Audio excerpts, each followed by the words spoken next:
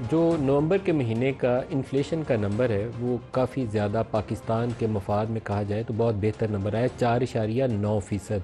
4.9% तकरीबन 6.5 साल के बाद पाकिस्तान में ये महंगाई की शरह आई है।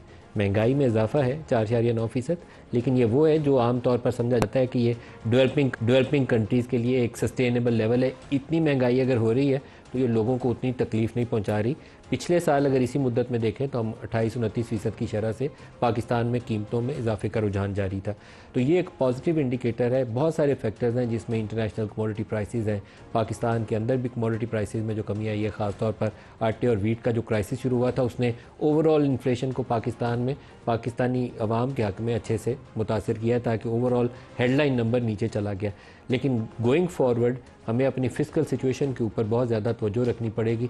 जैसे जैसे इंटरेस्ट रेट अब इसके साथ इन्फ्लेशन के नीचे जाएंगे तो इस फिस्कल स्पेस को हमने ज़ाया नहीं करना, बल्कि अपने कर्ज़ों के बोझ को कम करने की कोशिश करना है, ताकि पाकिस्तान के लोगों की फ़लाह के लिए कुछ वसाइल जो दस्तयाब हो सकते हैं स्पेंड करे जाएँ और लोगों की ज़िंदगियों में बेहतरी लाई जा सके। पोलिटिकल सिचुएशन पाकिस्तान में यह है कि जो पाकिस्तान तहरीक इंसाफ के धरने के बाद 26 वाले दिन जो वाक़या यहाँ पेश आया उसके ऊपर मुतज़ाद दावे जारी हैं। पहले तो दावे हंड्रेड्स ऑफ नंबर्स के हवाले से थे, जिसको मैंने पहले दिन कहा था कि एज ए जर्नलिस्ट अगर मेरे पास ये तस्दीक हो कि 100 लोग ऐसे हैं जिनकी यहाँ कैजुअलिटी हो गई है तो मुझे 100 रिपोर्ट करना चाहिए, लेकिन 100 की तस्दीक मेरे पास नहीं थी। हमें ये पता चल रहा था कि कुछ लोग ऐसे हैं जो ज़ख्मी हुए हैं, जिनको गोलियां लगी हैं, और उसमें से कुछ ऐसे हैं जिनकी मौत वाक़या हो गई। तादाद के ऊपर मुतज़ाद दावे थे और हमें हॉस्पिटल से उसकी वेरिफिकेशन दस्तयाब नहीं थी, इसलिए हम वो नंबर बोलने से गुरेज कर रहे थे।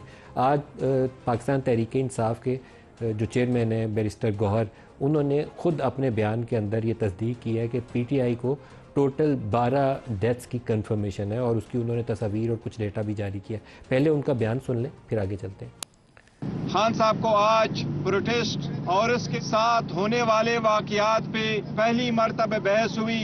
खान साहब को इसका कोई पता नहीं था कि 26 तारीख को क्या हुआ है। हमने पाकिस्तान तहरीक इंसाफ के 12 शुहदा के बारे में बताया, जो रेंजर के अहलकार शहीद हुए थे उनके बारे में भी बताया। खान साहब ने सबसे पहले सारे शुहदा पे बड़े ताज़ियत और अफसोस का इजहार किया है। इसके साथ ही खान साहब का पैगाम यही है कि आप कौमी असम्बली की इजलास को रिक्विजिशन करो, तो पार्लियामान के अंदर आपने एहतजाज भी करना है। आज सबको ये कहूँ, खान साहब के बारे में जो खबरें चला रही थी उनके सेहत के बारे में, या ये कि वो अडियाला जेल में नहीं थे, वो भी सारी खबरें गलत है। दूसरी बात, 12 शहादतें हुई हैं। हमने ऑन रिकॉर्ड कहा है कि जो सैकड़ों लोग कह रहे हैं उनको हमने डिसोन किए हैं। नेक्स्ट लाए अमल इंशाअल्लाह ताला खान साहब बाद में ऐलान करेंगे।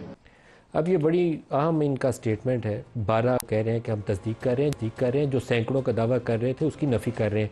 लेकिन सबसे बड़ा सवाल यह है कि क्या 12 जस्टिफाइड हैं? नहीं है। एक भी होती तो वो भी जस्टिफाइड नहीं थी। और जो लोग ज़ख्मी हुए हैं बंदूक की गोली से, उनकी तादाद ज़्यादा है। दूसरी तरफ से भी ज़ख्मी है, रेंजर्स और पुलिस के लोग भी ज़ख्मी हैं। तो क्या इस चीज़ को अवॉइड किया जा सकता था? मेरा ख्याल है कि अवॉइड किया जा सकता था।